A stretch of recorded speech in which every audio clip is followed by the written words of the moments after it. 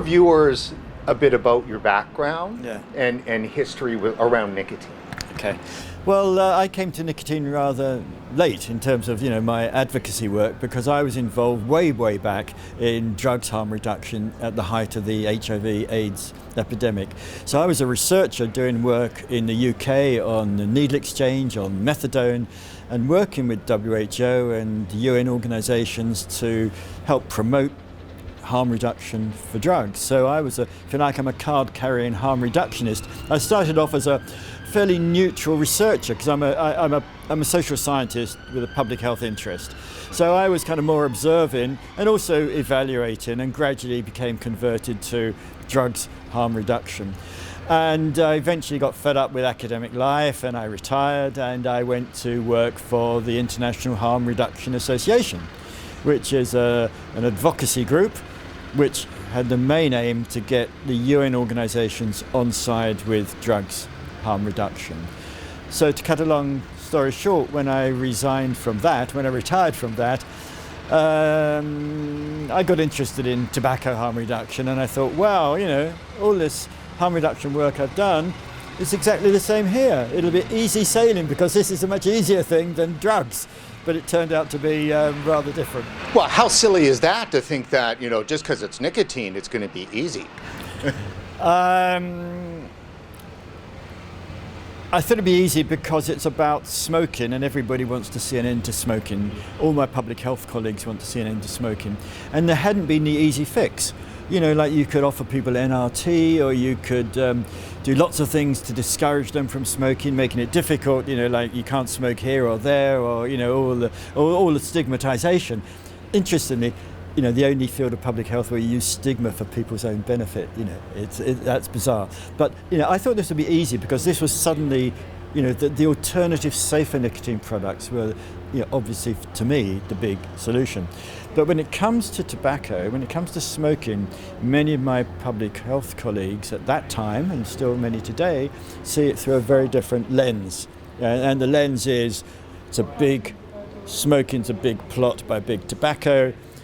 Safer nicotine products, another plot by big tobacco to keep people addicted, but keep addicted to nicotine if they might not be smoking. So the anti-industry, anti-tobacco industry thing, I think is a real, it's a real thing that focuses things, really negatively, because they were seen as the enemy.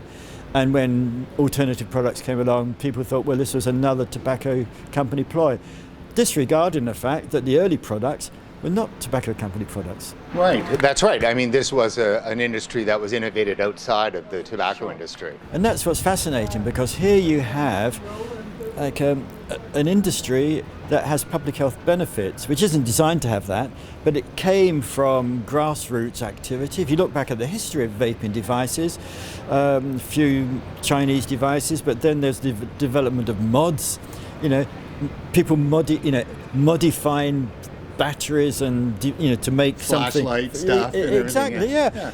Kind of intriguing, and like it's underground movement of, and the innovations were coming from vapors garages kind of analogy, and not necessarily from large e-cigarette companies. And also there was an underground of activism. Odd. Well, two undergrounds. One is like it was a bit cultish because there were vape fests, and there were e-cigarette forums, and t-shirts, and the fancy design of the devices, and the early days kind of fascinating in that way because there was a culture. A culture, yeah, a culture, and a very important culture, because it was a culture that said, we're not sick, we're not addicted, we're not in need of treatment, but this is a legal drug and we want to use it in a safer way. So a lot of the exciting stuff that was going on was way before bigger companies got involved. As too, if you look in the UK, the big uptake in e-cigarettes was way before the UK government got interested in them and put their weight behind them. So there's an unwritten history of the underground movement for safer nicotine. I wonder if public health and say WHO had a reaction that was kind of like, how dare you? I think there's a lot in it, because let's say WHO said we need to invent a safer nicotine device. And what if they persuaded, Bloomberg and others, whatever, found that to fund the science, develop the product, and it was owned by WHO, owned by medicine? It would have been a more boring story, but it would have been a different story. I think one of the difficulties that people in public health and WHO have is that this came from left field. It wasn't from them, it came from companies, it came from China, it came from consumers making these choices. So maybe it's a bit cheeky to suggest it, but they don't own it. And they haven't owned it, so if you don't own it, what best next can you do but raise doubts? So you've been around, obviously, a lot of government action and regulatory action and public health action. What is your assessment of WHO and FCTC going into COP9? Are they doing a good job, or are they falling down? They're falling down because the Framework Convention on Tobacco Control, it's an interesting international treaty. The only other framework convention is the one on climate. These are unusual beasts, but they set frameworks but not detail. So the convention itself is good in its aims, an end to harmful tobacco use, an end to smoking. But it's the way I think that it's being co-opted by people who want to pursue a particular line. So it's eminently changeable, but for now, it's dominated by people who have an abstinence view on nicotine, tobacco, and smoking. So it's gone wrong, but it can be claimed back, but it's going to take some time because COP, FCTC, is actually owned by the countries. It's owned by the parties to the convention, those who signed up to it. So we're moving into, well, we've got a virtual COP this year, but I think we can make moves there. But at the moment, WHO and FCTC meeting, which is the COP, are very anti-safer nicotine products. Now, they're being about as opposite of inclusive. Yeah, crazy, absolutely crazy.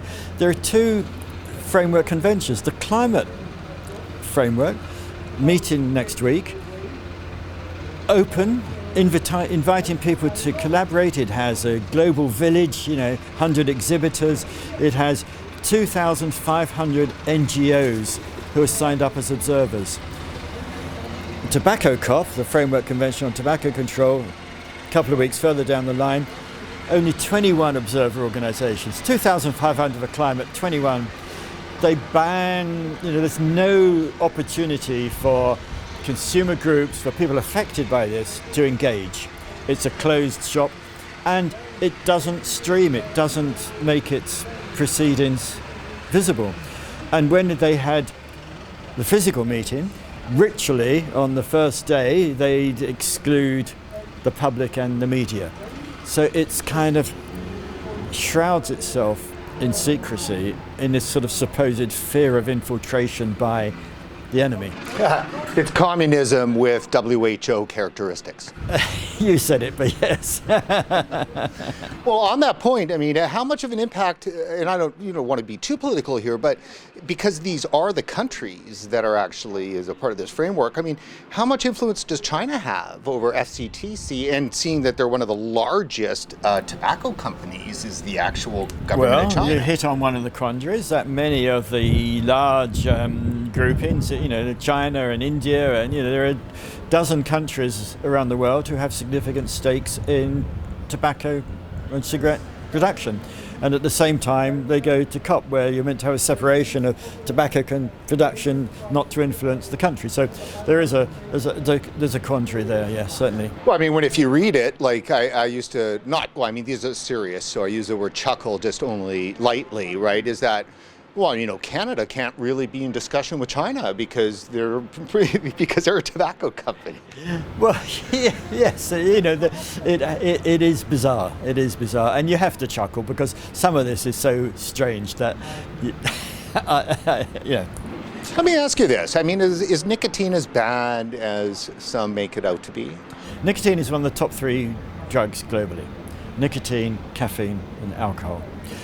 Nicotine has a bad reputation because it's assumed that nicotine is intrinsically part of tobacco and smoking. And even nicotine doesn't cause cancer. nicotine doesn't cause COPD, doesn't cause adverse health effects. It's a fairly benign drug. If you had to smoke your caffeine, it might be a different story about caffeine, but I and many others, many leading smoking experts would put nicotine itself on a par with caffeine. A mild stimulant, a drug that many people around the world are interested in using. There's a billion users of nicotine, a billion smokers and other users of nicotine. So, it's one of those drugs which is quite popular. But nicotine is now getting the blame for the health effects which are actually associated with combustion. It's the burning, it's the bonfire of the tobacco into your lungs which is the problem. Any way of using nicotine which doesn't involve combustion is going to be safer. There are also safer ways of using oral nicotines, but basically it's the burning, it's the combustion which produces 4,000 chemicals when you inhale a cigarette, of which 100 or more are known carcinogens. One of the things we often hear is that that there's a anti-corporation kind of attitude, wrapped up in all of this. And you hear all the time for decades this concept of regulatory capture, and that's always, fearing corporations capturing the regulator. So there's a full term for it. I'm sure you're well aware of that. But what we're seeing now, isn't it not regulatory capture of a different sort, where it's non-profit advocacy groups and abstinent-only purveyors like Michael Bloomberg that are actually the ones capturing the regulator? Yeah, I think so, because the whole US scare about Flavours is funded by Bloomberg money to the campaign for tobacco-free kids, and they've been very successful in saying Flavours, kids, nicotine, bad. And the regulator, the FDA, has kind of bought that because they say we want to see the public health benefits of products, but at the same time protect the kids. And FDA is making a real mess of this in terms of regulation. In the UK, very light touch regulation. If you have an e-cigarette product, you have to notify the regulator and tell them what's in it and various tests you've conducted. But you don't have to go through this rigmarole of the FDA, the millions of pages of documentation for every product. FDA could have said like a blanket okay for certain types of products, but it is a regulatory nightmare, and it's leading to a massacre of vaping products in the US. But you need regulation, because for me it's like you buy a dishwasher, a washing machine, you want to know it's going to work. You want to know it's not going to blow up, that it's going to be safe to have in your house. So for me, regulation is consumer protection. And, you don't want kids to vape necessarily. So those things can be handled fairly simply, controls on advertising. So regulation is important, but yes, there are players, tobacco companies like regulation because they can play that, but also there's regulatory capture at the moment by people who are opposed to these products. And in Canada, they were once known to be very, forward-looking with stuff like this, but some big changes have happened. Nicotine concentration restrictions to like well over half of the amount of nicotine, and we're probably moments away from potentially a national flavor ban. Yes, but this is crazy. Canada is often at the front runner of interest in developments. Canada has drug consumption rooms and very insight, very forward-looking things. But but suddenly politicians say, Flavours, we've heard that Flavours are bad, maybe we should ban Flavours. But it's like saying, banning Flavours from alcohol. What do you end up with? Just the alcohol. I like malt whiskey. I don't want anybody to take the flavour away from malt whiskey. So Flavours is a daft thing, and in fact, they say only tobacco flavours. No such thing as tobacco flavour. There's a descriptor, but to make a tobacco flavour, you have to put different flavourings in to make something that appears to be tobacco. Totally. So there's no such thing as a tobacco flavoured only thing, and it is a nonsense, because it's part of it. Vaping is switching from smoking, but it's also in a kind of a psychology language relapse prevention. You know, you keep vaping and you don't go back to smoking because new flavors, there's new things, there's new devices to buy. There's a whole lot of things open up for you that are exciting and fun. It's a fun way of quitting smoking. It used to be, that's for sure. Yeah. It used to be. And the last point, I think, to me, I'd love to get your thoughts on this, because one of the first things that we noticed when we started covering this issue was that one of the first things regulators did, they went after the culture. They shut down the ability to have sofas in the vape shop, to cut back on the mingling, the togetherness around that. That was very important for vaping. Yeah, that's crazy, because the vape shop is a stop smoking service. You're getting free advice from this guy, who's working there about what to buy, how to vape. You have to learn how to vape. It doesn't come naturally to everybody. There are online forums, you share information, and it's the one-to-one. And the vape shop, the vape lounge is, it is, as I say, it's like a smoking cessation service done, not paid for by the state, and none of this is paid for by the state. Which is amazing. Yeah, many public health interventions, if you think about it, are not necessarily delivered by the state, but they're unrecognised. And there's a few good examples. I won't go into that now, but the manufacturers meet the R&D costs. It hasn't been the state funding the research and development. The manufacturers produce the stuff, and smokers or ex-smokers, consumers, put their hands in their pockets to buy it. It's free to the government. Should be a win-win. It should be.